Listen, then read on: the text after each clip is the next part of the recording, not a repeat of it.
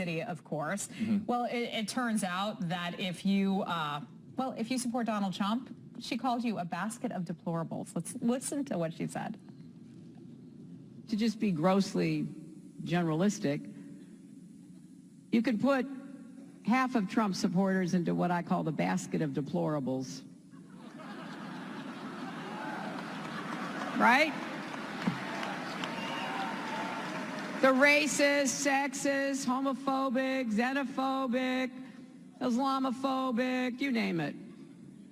And unfortunately, there are people like that. And he has lifted them up.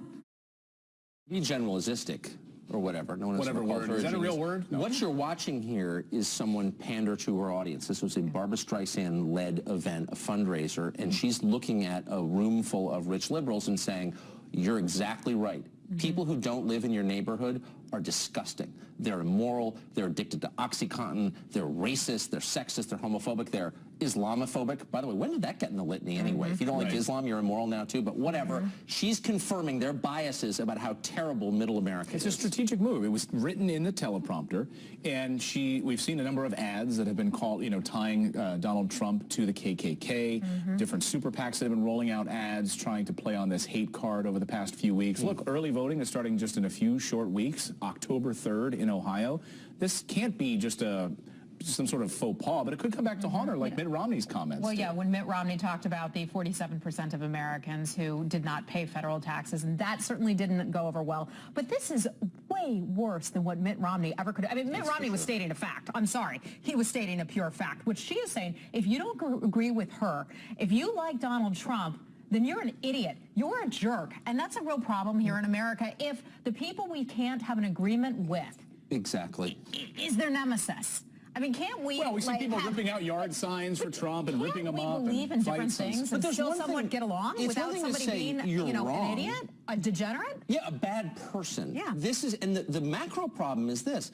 These remarks reflect the feelings of most people in Washington in positions of political power. You can't have the people running the country hate the country. You're not a good leader of people you despise. And that's one of the reasons that on a bipartisan basis, our leadership is not very good and hasn't done much for the country, I would say, because they hate middle America. Well, our viewer comments support that sentiment this morning. Stephen writes this: the irony isn't making broad assumptions about his supporters the same kind of bigotry they accuse his supporters of. And Kimberly emailed us. She wrote, she doesn't even consider that if she wins, she will need to be president for all of those she insulted as well, to your point, Tucker. That's exactly. And by the way, she said the other half, but they don't be racist, but they're just dumb. Lisa writes this: it isn't wise to insult voters. It just makes people look at her character and question how she can call others deplorable. But she's not the only one, by the way, who went after the center of the country. Her husband did, too, in remarks. He was in Homewood, Pennsylvania, I believe yesterday, and he said this about people who don't support his wife. Watch. We all know how her opponent's done real well down in West Virginia and Eastern Kentucky, because the coal people don't like any of us anymore. They all voted for me. I won twice, and they did well. And they blame the president when the sun doesn't come up in the morning now.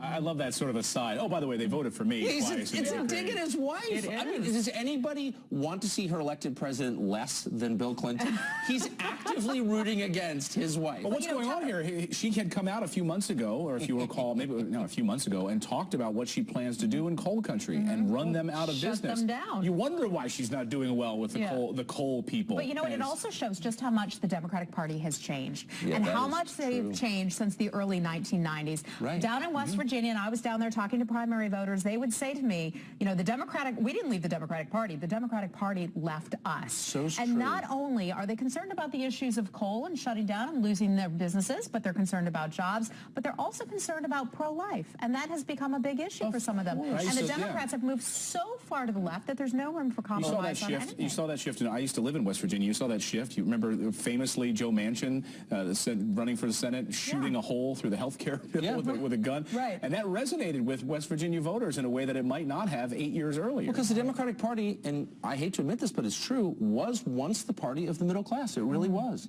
And now it's not. It's the party of the rich and the poor. And the Republican Party in Washington, by the way, has no interest in being the party of the middle class. That's one of the reasons they hate Trump so very, very much, is because he's attempting to represent people they find disgusting. But somebody needs to be the party of the middle class, right? They're still middle class. Gary Johnson.